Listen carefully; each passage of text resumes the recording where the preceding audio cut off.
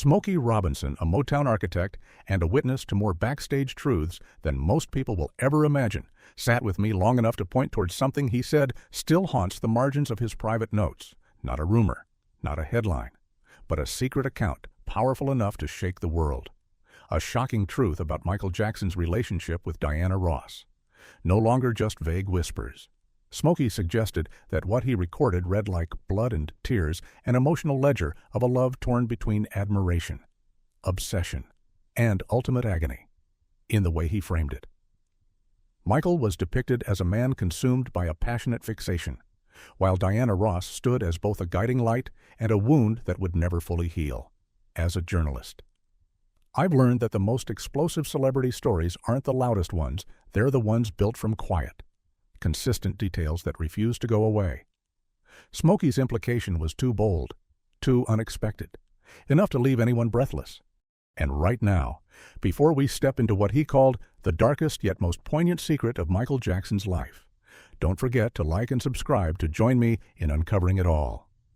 From the first minutes of my conversation with Smokey Robinson, one image kept returning, an image he said he'd revisited in his private notes for years because it contained the whole contradiction in a single frame, an 11-year-old boy with an innocent yet yearning gaze, standing before a woman who was already the brightest star in the Motown sky. Smokey asked me to remember what the world often forgets when it rewrites legends backward. Michael Jackson then was still just a young black kid from Gary, Indiana, raised in a poor family, squeezed into a cramped house with 9 siblings, and Diana Ross, 25, already carried the aura of a rival, a diva, a symbol of rising up, a victor in an industry that did not make it easy for artists with a background like theirs. People say it was just how Motown worked, Smokey told me, tapping the table lightly. But some meetings aren't just coincidence. They become a starting point, and after that, nobody walks away untouched. Smokey spoke with the caution of a man who has watched rumors grow teeth, but he did not deny the emotional force that hung over the story. In his account, when Michael first met Diana, he didn't look at her like a boy greeting a senior colleague. He looked as if he were facing a divine source of light. Smokey said he later heard Michael put it in words that startled even the people closest to him. She was my mother, my lover, and my friend. As a journalist who has spent decades listening for what fame tries to hide, I know a line like that matters less for what it proves and more for what it reveals how Michael defined Diana outside any social convention. As a fusion of motherly protection, friendship, and a romantic intensity that remained difficult to categorize. Smokey's analysis was blunt. It was precisely that ambiguity that fed the drama, kept the public buzzing, and turned a private bond into a long-running cultural question. What many people understand less, Smokey emphasized, is that Diana Ross was not only someone Michael admired, she was also a door that opened the entire world to him. Smokey walked me through the Motown ecosystem the way only an insider can access. Wasn't abstract. It had names, rooms, and introductions. It was Diana, he said, who presented the Jackson 5 to Berry Gordy, the mogul who would become a symbol of the American music industry. Smokey noted that Michael himself later described that moment as a crossing over guided by Diana. He felt he was no longer a poor boy from a working-class neighborhood, but someone stepping into another world, a world of glitz, of promises that sounded eternal. But Smokey also offered the quieter cost once Diana became the embodiment of escape. She also became a standard Michael could never fully escape, a role model who was always just ahead of him emotionally, socially, and symbolically. In public, Smokey acknowledged the relationship began with something most people could accept: innocence, gratitude. A young boy finding a pillar of support in the arms of an older, experienced figure. But behind stage lights, he said, that bond didn't remain simple. It became layered, intimate in feeling even when not literal in fact, and complicated enough that the outside world struggled to interpret it. Smokey mentioned what he called backstage talk from Michael's close friend stories, that Michael kept dozens of pictures of Diana in his room, even lighting candles around her photos as if performing a kind of spiritual ritual. Those details, unbelievable on their face, only fueled the media's appetite. Was this admiration? Or was it an unspoken love story forming in plain sight? Smokey didn't sensationalize it. He framed it as the kind of devotion that can happen when a person attaches their safety, identity, and hope to a single figure. Smokey said the story intensified when Michael began dedicating tributes to Diana on stage. He called her his soulmate, a part of my heart. Smokey described watching audiences react to that language, how a stadium can fall into a different kind of silence when it senses confession rather than choreography. People in the crowd, he recalled, swore that whenever Michael mentioned Diana. His eyes changed no longer the familiar shyness, but a look both wistful and radiant. If you've covered celebrities long enough, you recognize that moment the instant a performance stops being entertainment and becomes an emotional message aimed at one person, whether or not that person answers back. And then, Smokey said, the conflict inevitable. Structural began to show. Diana Ross was a grown woman who had lived through adult relationships and adult scrutiny, while Michael was a teenager whose fame arrived before his emotional life could catch up. Rumors began to circulate that their intimacy went beyond professional boundaries. Newspapers, Smokey remembered, didn't just report, they branded, calling Michael the boy who loved too much, too soon. Yet Diana neither denied nor confirmed what the public wanted her to clarify. That silence, combined with Michael's public longing, made the world feel as if it were standing before a secret curtain, captivating, suffocating, and always half-drawn. If you want to locate Michael's quiet pain, Smokey suggested, it lives here. Michael did not grow up with a sense of normal love that felt stable and complete, while Diana composed, radiant. A diva who had become everything the dream promised embodied what he felt he lacked. She could be comfort, companionship, and the trigger of a racing heart all at once. That is the tragedy, Smokey said, when nurturing affection and romantic feeling mingle, boundaries blur. Definitions collapse, and what remains is a bond nobody can neatly label without doing violence to the people inside it. Looking back, Smokey concluded, that early meeting didn't just change Michael's career trajectory, it shaped his emotional architecture. Diana Ross was not only a muse in music, she was the person Michael dared to trust at a depth that frightened those around him. A young black boy, raised amid barriers and forced to fight for worth, found solace in the orbit of a woman who had overcome those same barriers to become legend. The contrast was beautiful, and it was tragic. This, Smokey told me, is why talk of a later secret letter hit so hard when it surfaced in the culture, because it seemed to translate years of rumor into the language of confession, if such lines existed as people claimed. They did not frame Diana as colleague or idol, but as part of Michael's soul. And the world, Smokey said, was stunned for one reason. It suddenly felt that all the rumors, the doubtful glances, the gossip across the years were orbiting an undeniable emotional truth. Diana Ross was not simply someone Michael loved. In Smokey's telling, she became his greatest secret, his deepest pain, and a light that never fully faded from his heart. People still circle back to that night as the kind of celebrity riddle that refuses to die. And when I asked Smokey Robinson about it, he didn't rush to confirm anything.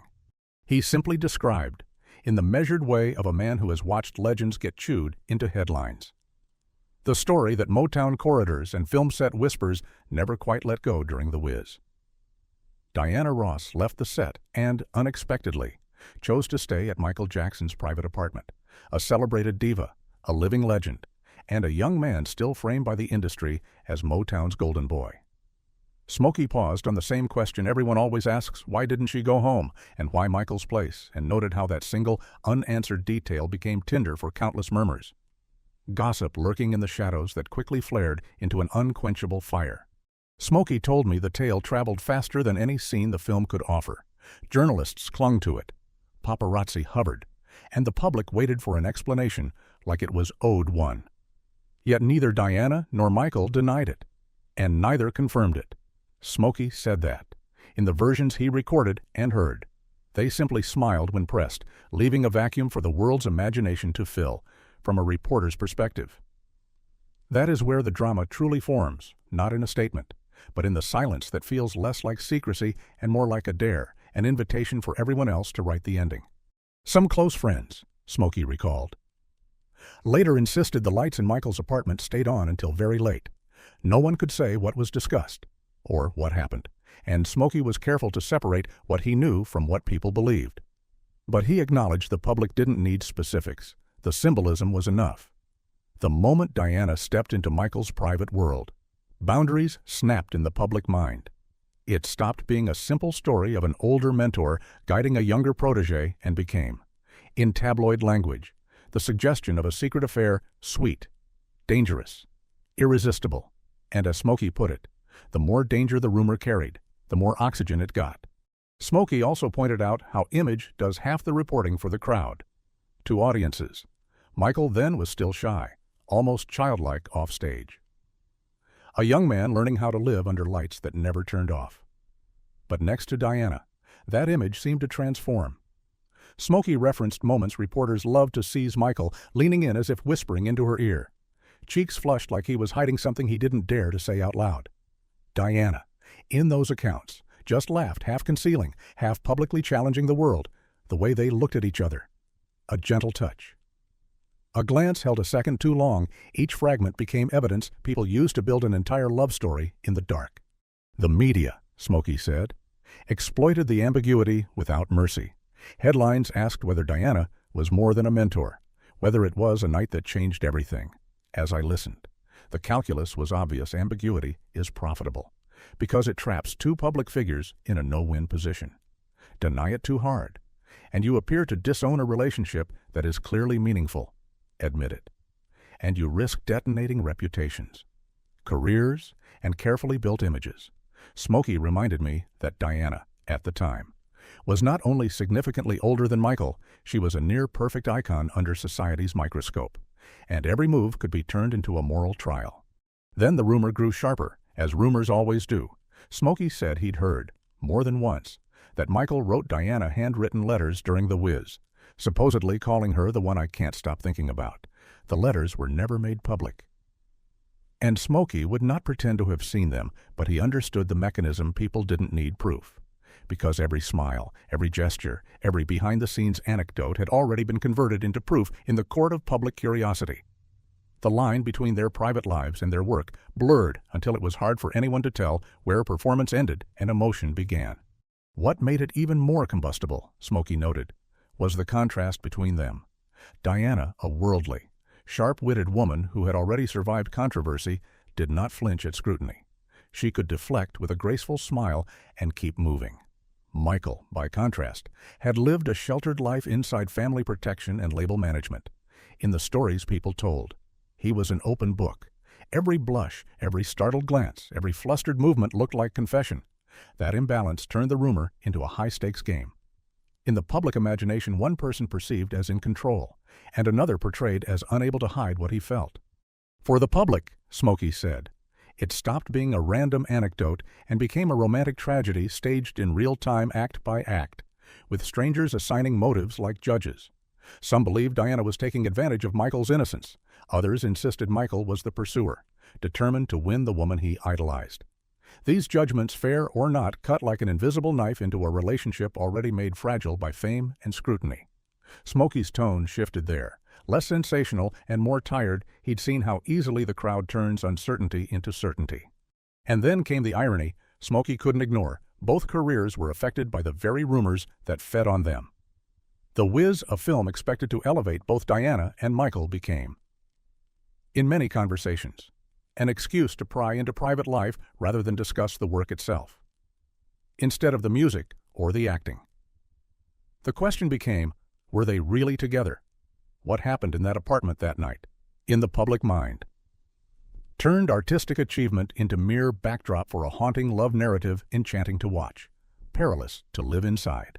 Smokey ended where any honest chronicler must end. The truth about that night has never been confirmed. Perhaps it was simply a private moment between close friends. Perhaps it was a turning point that opened a door to something deeper. But either way, he said, it became the first major climax in the Michael and Diana saga, the place where the boundary between work and affection seemed to dissolve, leaving behind whispers that lasted for years. And as a journalist, I can tell you why it remains captivating. Ambiguity is the hook. It makes their story linger like a song that never ends, sometimes gentle, sometimes intense, always hauntingly unforgettable. When I brought up the ring, Smokey Robinson didn't begin with glitter or gossip. He began with meaning, the sparkling stones that once rested on Diana Ross's hand. He told me, were never just diamonds in the way the public likes to reduce celebrity symbols. In his notes, they read as testimony to a bold love that refused to respect boundaries. Michael Jackson, by then a young star at the peak of his rise, dared to float what many in their world considered unthinkable, a public proposal to a woman an entire generation his senior. And Diana, Smokey said, answered yes, an act of courage in itself. What neither of them could fully anticipate was the crushing physics of fame, public opinion, and family pressure, forces that can flatten even relationships that feel unbreakable from the inside. Smokey recalled how, at appearances afterward, Diana would sometimes let the ring catch the light. No speech, no statement, just a silent gesture that was enough to send the media into eruption.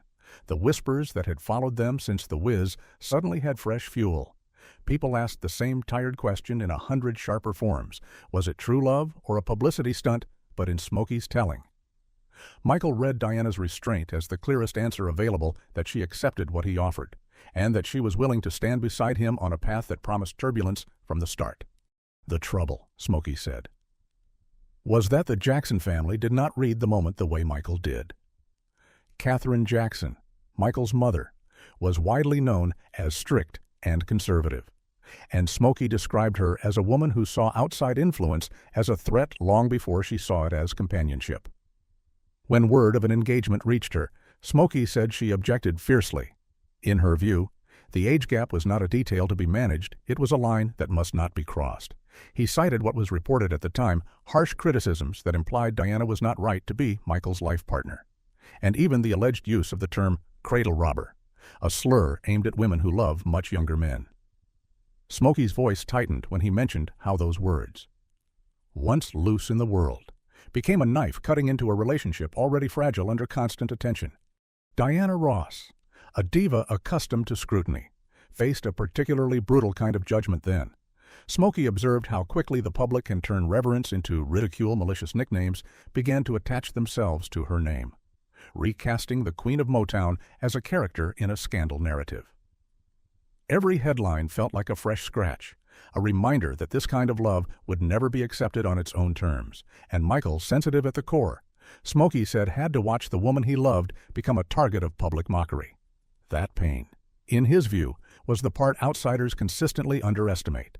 Smokey framed Michael's dilemma as deeper than romance. Love was never simple for Michael, he told me, because Michael grew up inside control: how to dress, how to speak, how to move, how to perform, even how to be perceived. So when he finally reached for something that felt genuine, family and public opinion pulled him back with equal force. Smokey described him as caught between two mountains: duty as a son to the Jackson family on one side, and devotion to Diana on the other. No matter how carefully Michael tried to balance, the cord was stretched until it began to fray. Smokey said Michael tried repeatedly to persuade his mother, to prove his feelings were real and not a passing impulse. But Katherine, in Smokey's account, heard only youthful insistence. Her rigidity, amplified by public scrutiny, eventually cornered Michael into letting go. The ring, once treated as proof of undying love, became instead the symbol of an engagement that would never be fulfilled. From a reporter's standpoint, that is where celebrity romance becomes tragedy, when private intention collides with the public's demand to approve it. What haunted Smokey most, though, was how Michael processed the aftermath. He didn't speak directly about it, Smokey said, but he let his heart leak into the work, the melancholic melodies and tormented lines from that period. He argued, echoed the pain of a love forced underground. Fans, Smokey noted, drew their own maps, hearing intensity in Dirty Diana, anguish in the ballads, and assuming the shape of rejected love inside the music, whether those interpretations are fair or not. Smokey's point was sharper. Michael didn't need to narrate the story, because every note and every phrasing already carried the turmoil. The irony, Smokey concluded, is that as Michael's career blossomed and the world began crowning him as the future king of pop, he was also entering a terrible loneliness. The person he trusted, loved, and risked the boldest decision of his life for was pushed away not by betrayal, but by family pressure, public judgment, and a society that rarely forgives unconventional love. The rumors, the stares, the nicknames, each one tightened the trap. A love once lit by a diamond sparkle withered under the weight of a million eyes. And yet, Smokey wrote, That downfall is precisely what made the story feel eternal, an unfulfilled love leaving fingerprints on breath, melody, and movement, even if the ring left Diana's hand, Smokey said. The promise never truly left Michael's heart. It was only buried under the pressure the world insisted on placing there. When I asked Smokey Robinson about Dirty Diana, he didn't start with chart positions or guitar tones. He started with intent. He said the guitar riff screamed from the very first seconds, fierce and raw, as if Michael Jackson was trying to tear down restraint and finally release something he'd been suppressing for far too long. In Smokey's reading, this was never merely a rock song about an obsessive fan and the temptations that swirl around a star's life, for many who lived close enough to the Motown universe to sense what wasn't being said. Smokey suggested it landed like Michael's most forceful confession about a deeply conflicted bond with Diana Ross, the woman who, he said, had left an indelible mark on Michael's heart.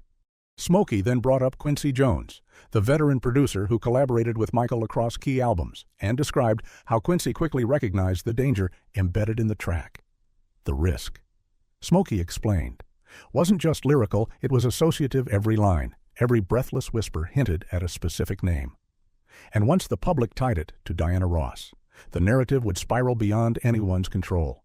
Smokey said Quincy urged Michael to adjust the lyrics, soften the edges, keep Diana from being dragged into another media frenzy. But Michael refused. Smokey framed that refusal not as ego, but as insistence on truth. He wanted the song's spirit to remain furious, unapologetic, and explosive like a volcano that won't be capped.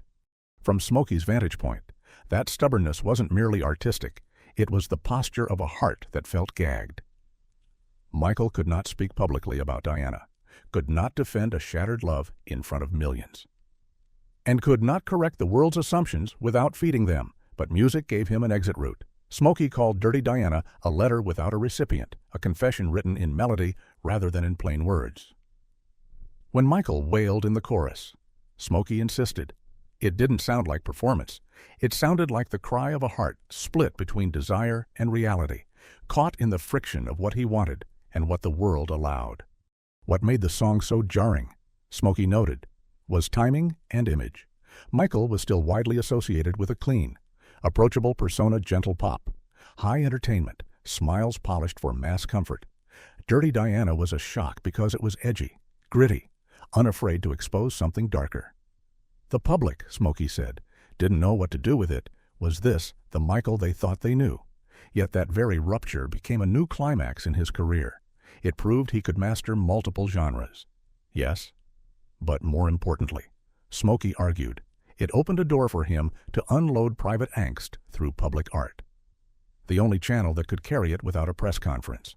Smokey described how fans in the media immediately latched onto the title and did what the public always does. They connected dots until a face appears, although Michael never confirmed any direct link to Diana Ross. The coincidence felt too loud for many to ignore, and belief hardened into certainty in the rumor mill. Smokey cautioned that dirty didn't necessarily function as condemnation. It could be emotional vocabulary longing, anger, helplessness braided together. In his analysis, listeners heard echoes of the broken engagement story, the pressure from family, and the public ridicule layers piling into a wound that could find no treatment except transmutation into music. Smokey's point about Michael's genius was precise. Everyone thought they knew who the song was about. Yet Michael never named her. That deliberate ambiguity turned Dirty Diana into an endless mystery, one that refreshed itself with every new listener. Some heard only a tale of reckless fans willing to do anything to get close to an idol. But others, Smokey said, couldn't shake the sense that beneath the surface was a painful confession that Michael still lived under the immense shadow of Diana Ross, even if he refused to say her name out loud. Smokey also talked about performance where secrets often leak. On stage, he said, Michael became completely immersed, eyes burning, movements explosive, as if reenacting turmoil from inside his own chest. Smokey recalled fans insisting there were nights when Michael looked close to collapse after finishing the song, as if he had emptied himself into an internal struggle with no finish line. From a journalist's perspective, that rawness is what makes a performance haunt people when technique is perfect, but the emotion feels unfiltered, and the audience senses it's watching something real bleed through choreography. Then Smokey added the detail that, in his view, kept the speculation alive. Diana Ross later did not shy away from the song. On the contrary, she used it as material in her own shows, an indirect gesture that many interpreted as acknowledgement, even acceptance, of the emotions Michael had broadcast. Smokey admitted that this only convinced the public further that their relationship was never simple, if it were meaningless. People reasoned, why would Diana touch it at all? That strange symbiosis, Michael's coded confession.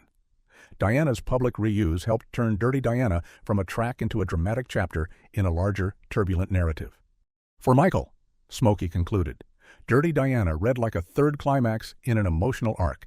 If the first meeting was innocence, and the ring symbolized a love daring enough to challenge public judgment, then this song was the scream and the dark pain forced into art. Smokey said it sounded like Michael could neither forget nor forgive family interference, public ridicule, and Diana's silence, all compressing into one mirror that reflected his deepest complexity and vulnerability. Music, Smokey reminded me, was where Michael confessed what he never dared to say aloud. And with Dirty Diana, he turned private agony into a timeless rock anthem, forcing the world to listen, argue, and wonder. In that sense, Smokey said, the song stands as proof that art can be the most powerful confession, needing no direct naming, yet echoing forever. Smokey Robinson told me that when a love affair ends, people assume only memory remains, but with Michael Jackson, memory never stayed politely in the past. In Smokey's private notes, the feeling is described as something restless, a haunting obsession, a flame that refused to die, flaring up whenever darkness fell over that vast mansion. He spoke of a secret room Michael was said to have kept, an inner space dedicated to Diana Ross, the woman Smokey believed left the deepest mark on his emotional life. In the retelling Smokey recorded, candles burned by the thousands around photographs of Diana, turning the room into a shrine-like scene, less like decoration and more like devotion, almost as if Michael were honoring a presence only he could fully name. Smokey was careful with labels. He didn't frame it as a sensational relic of an old romance. He framed it as a complicated attachment, love braided with gratitude and emotional dependence. In Michael's eyes, Smokey suggested, Diana wasn't simply a woman who once held his hand in sweet moments. She represented what he craved most: tenderness, acceptance, understanding. In the candlelight, Smokey said, the room became a sanctuary for Michael's heart, a place where he could be near Diana even when life placed her elsewhere, even when she was with another man. For a seasoned observer of Motown's brightest stars, Smokey's analysis was pointed: fame gives you applause, but it doesn't guarantee a safe place to be emotionally honest, so some people build one in private. Smokey insisted the devotion did not fade even after Diana married Arnie Naess Jr., if anything. He wrote that it lingered more persistently, as if proving Michael's feelings were not dependent on status, access, or public permission. The world, Smokey noted, tends to call that stubbornness. Michael, in Smokey's telling, would have called it loyalty. He could not stop his heart from turning toward the woman he believed had helped lift him from a poor childhood into a life under the world's spotlight. Smokey described it as a permanent linkage. A part of Michael remained tethered to Diana, so much so that he turned her, at least symbolically, into a spiritual beacon in a life that was often tumultuous, often misunderstood. Smokey also relayed what he described as the reaction of those who supposedly saw that room, more than a few close friends. He wrote, said that stepping inside felt like crossing into a second world. Outside was scandal, pressure, accusations, prying eyes. Inside, miniaturized in candlelight. It was just Michael and Diana, an unchangeable, immortal Diana who would never leave him. As a journalist, I recognize the pattern when a person's public life is constantly contested. They may cling hardest to the one narrative that feels stable. Smokey read the room as both healing and refusal, how Michael soothed himself, and how he resisted letting go. The love, even if no longer real in daily life, became the only support system he trusted completely. Then Smokey offered the detail that, in his view, made the bond hardest to dismiss in Michael's will. He explicitly stated that if his mother, Katherine Jackson, could not care for his children, the next person chosen would be Diana Ross.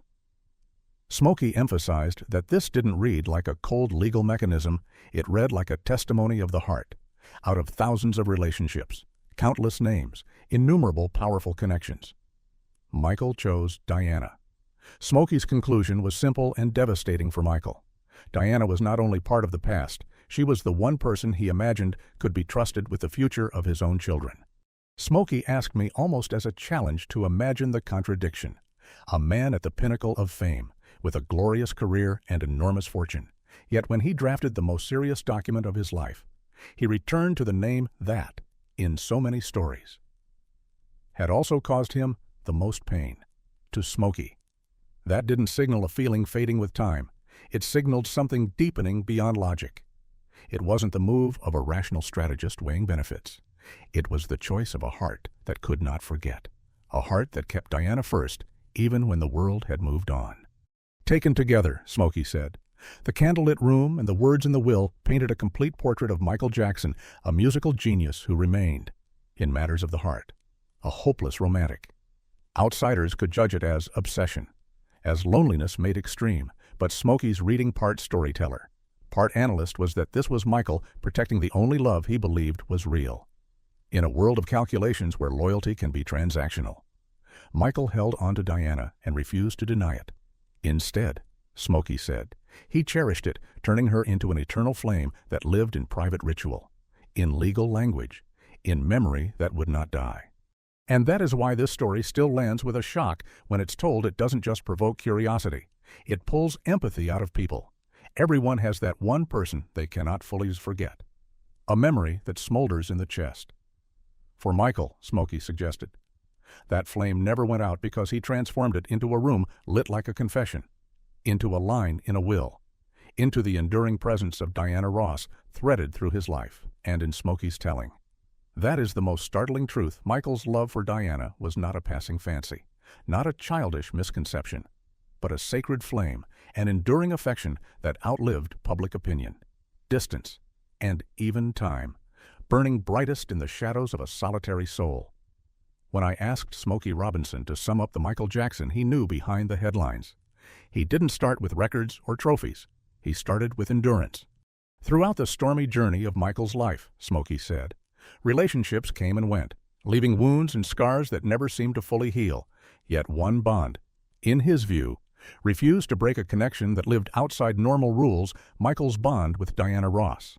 Smokey traced it the way an old Motown insider would, as a progression that began with a boy's admiration, swelled into something sweet and painful, and ultimately hardened into a vow of loyalty that felt larger than romance, larger than time, almost beyond life and death.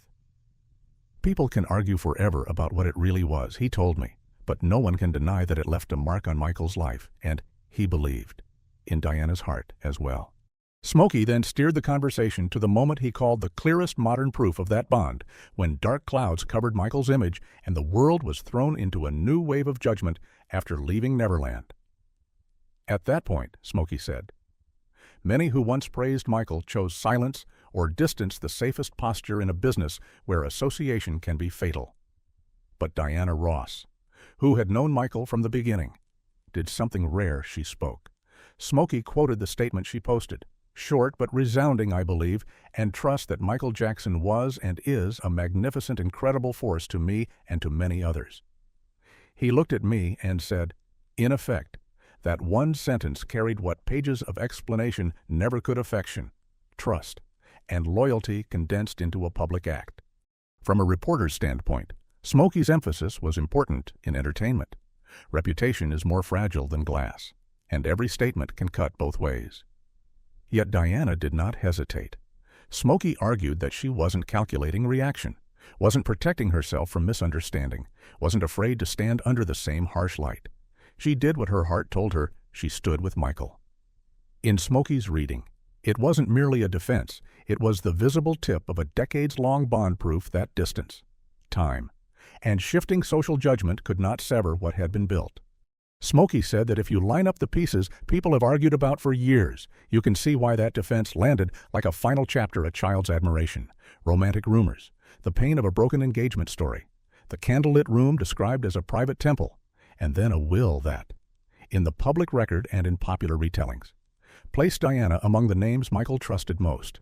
All of those fragments, Smokey suggested, led naturally to the moment Diana spoke up when she wrote those lines. Many people understood it couldn't be dismissed as a former colleague offering polite sympathy. It read like affirmation from something unbreakable. Love, friendship, loyalty, whatever word one chooses, but never something casual. That loyalty, Smokey added, becomes even more striking when placed against the unending rumor cycle that surrounded Michael. Michael's life was rarely peaceful. Each era seemed shadowed by public suspicion and controversy. And Diana, who had been dragged into some of the most painful narratives connected to him, still did not turn her back. Smokey described her pattern as strategic, in the best sense, silence at the right times, presence at critical moments, and invisible embrace that didn't need constant display, but arrived when it mattered most. What shocked the public, Smokey said, wasn't only the content of her message, it was the timing.